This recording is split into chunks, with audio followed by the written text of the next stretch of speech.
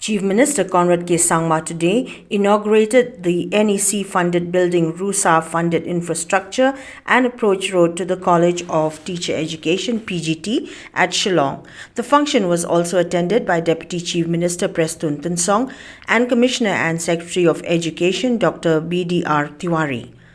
Speaking during the inaugural address, Chief Minister Conrad K Sangma said that there is a huge demand for seats in the college and therefore there is an urgent need for the expansion of the same. He also added that education has been one of the top priorities of the government in spite of numerous challenges in the sector in terms of lack of infrastructure, training for teachers, different category of teachers, which cannot be changed in a short period of time as a lot of factors are involved which require a systematic change.